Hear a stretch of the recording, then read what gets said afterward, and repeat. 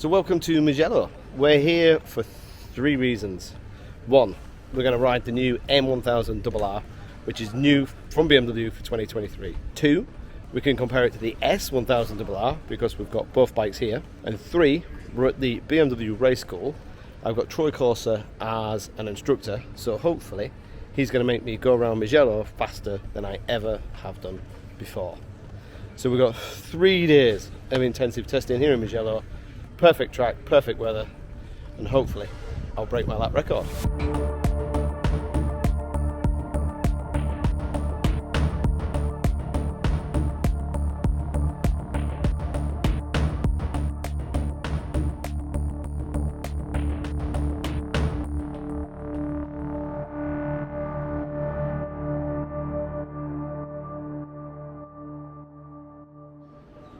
I mean, that is one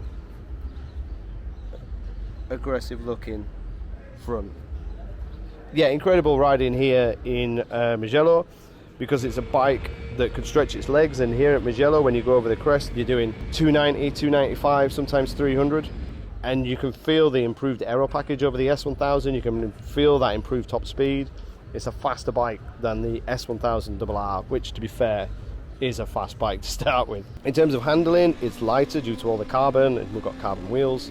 Reasonably agile. I mean, some of the corners here are like third gear chicanes and you can really throw it through.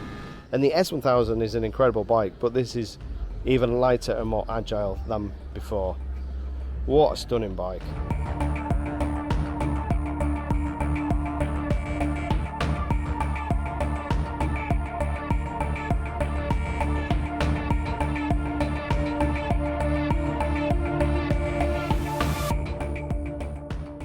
Those with a keen eye will have noticed that this isn't Mugello. This is Donington Park, and I'm here with Pirelli and Gas to have some fun. The last 24 hours has been crazy as I've got from Mugello to Donington.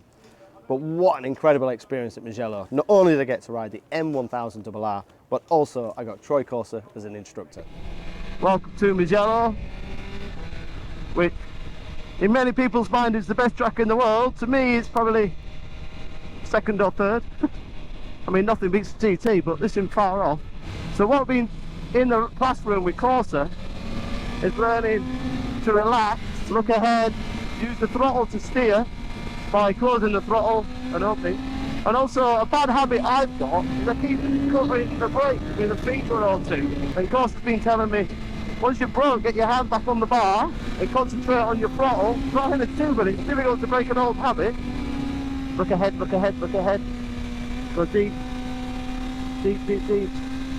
Off throttle to make it turn. On throttle.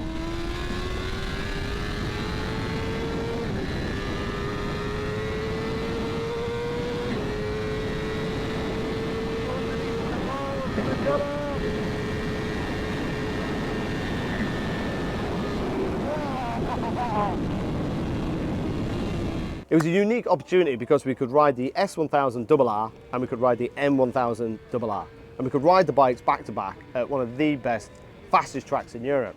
The S1000RR I described as an arcade bike. It was like riding a video game when we rode the bike in Almeria. The electronics are unbelievable, and you can use all the horsepower. The electronics allow you to do that.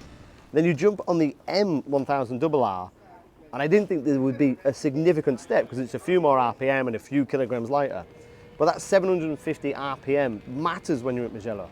When you're going over that crest trying to pass people at 290 kilometers an hour, that over rev, that extra turning performance. The bodywork is bigger, the screen is taller, the bodywork is wider, you've got more downforce on the wings, and you can just get so much more tucked in. It's more streamlined and more aerodynamic. BMW have done something quite incredible in that they've created more downforce for 2023, but reduced drag, which is kind of almost impossible, but they've managed to do it. And when you get tucked in behind the screen, even though you're doing 290 kilometers, it doesn't feel like 290 kilometers an hour.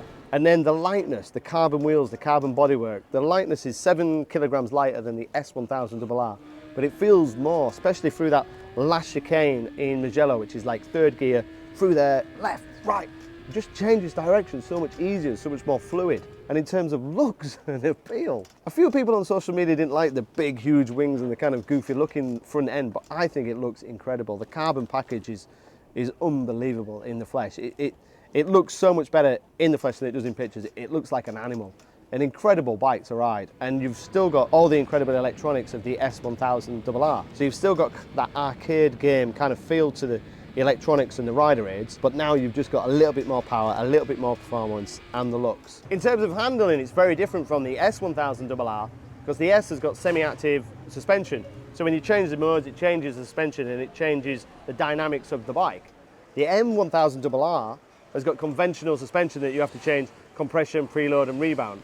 It's not semi-active, so when you change the modes, you're just changing the power and the rider aids, not the suspension. We tweaked the suspension ready for the track with the help of Troy Corser. If you want to change the suspension, you can contact your BMW and they'll have suspension settings or recommended track settings. But an incredible bike. I mean, once we'd tweaked the suspension, it was just an unbelievable bike to ride. Really, really, really blown away by the race school.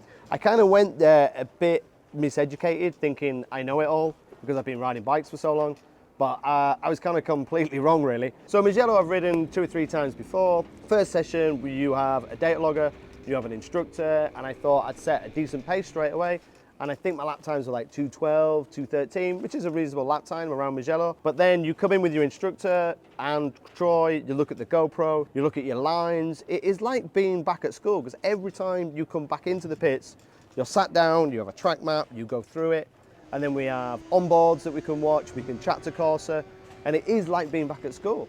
And we go through what lines to use, what gear you should use, reference points, body position.